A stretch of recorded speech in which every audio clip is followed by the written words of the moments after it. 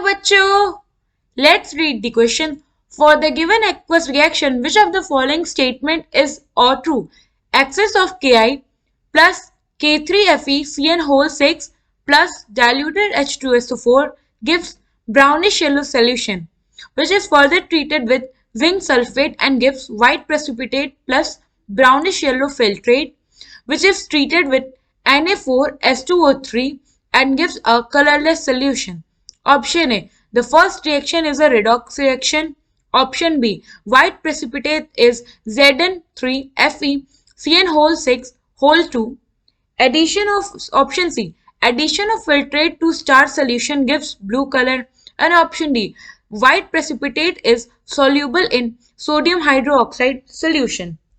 Now, question में हमें क्या है कि हमें एक एक्वस रिएक्शन गिवन है और पूछा है कि कौन कौन सा स्टेटमेंट इसके लिए ट्रू है। तो सबसे पहले हम इस रिएक्शन को अच्छे से नोट डाउन करते हैं। रिएक्शन स्टार्ट होता है, हमारे पास है एक्सेस ऑफ पोटेशियम आयोडाइड, ये रिएक्ट करता है K3FeCN whole 6 which is potassium ferricyanide, potassium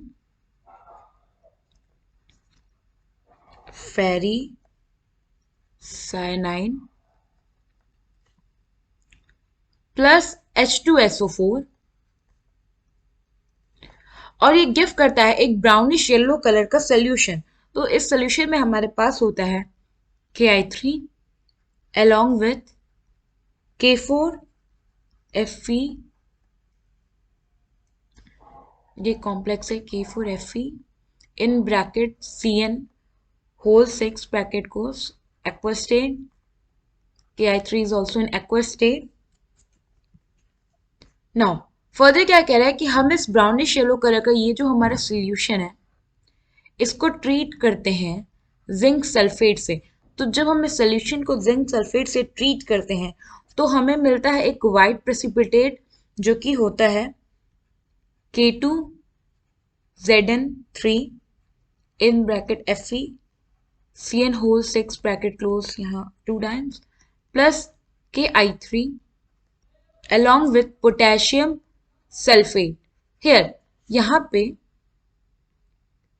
जो हमारा K2Zn3Fe whole CN6 2 टाइम ये जो कॉम्प्लेक्स है ये होता है वाइट प्रेसिपिटेट और जो हमारा ब्राउनिश येलो कलर का फिल्ट्रेट यहाँ पे बनता है वो है Ki3.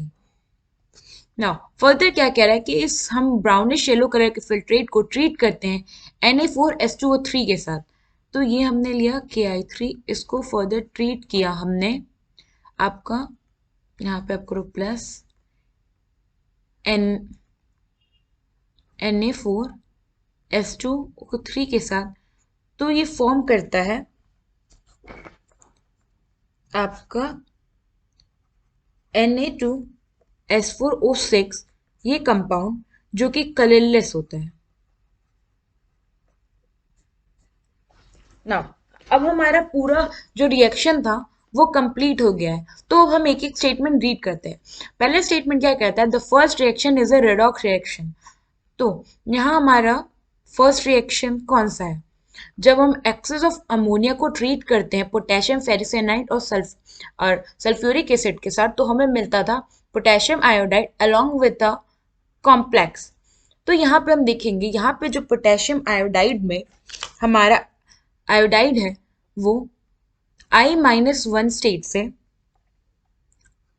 कन्वर्ट होता है I3-1 स्टेट में। सो यहाँ पे इसका होता है ऑक्सीडेशन।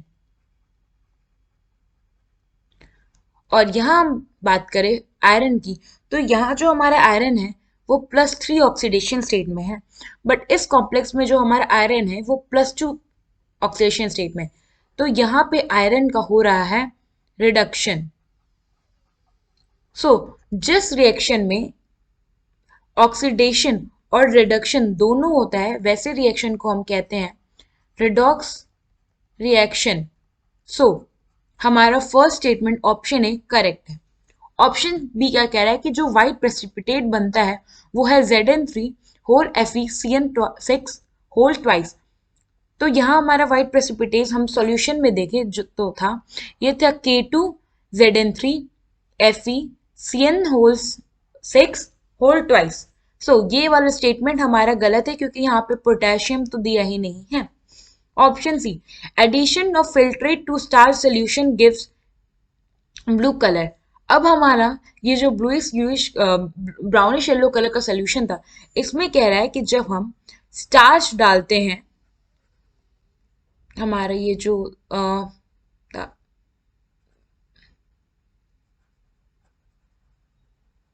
ब्राउनिश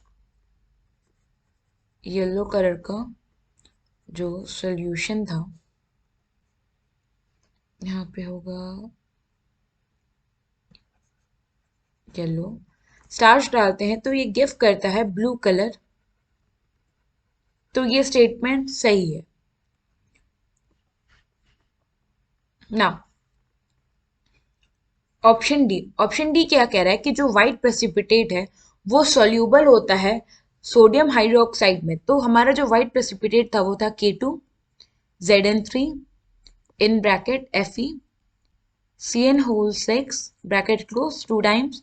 इसमें हम डालते हैं जब सोडियम हाइड्रोक्साइड, तो ये फॉर्म करता है ZnOH whole 4 bracket close 2 negative along with iron CN whole 6 hydro 4 negative, both are in aqueous state।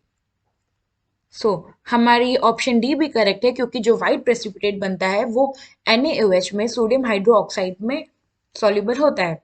So question में पूछा था कि इस एक्वस रिएक्शन के रिगार्डिंग कौन कौन से स्टेटमेंट हमारे ट्रू हैं। सो इस क्वेश्चन का हमारा जो करेक्ट आंसर है वो है option A, option C and option D. So options A, C and D are correct. I hope आपको ये क्वेश्चन समझ आया होगा। Thank you.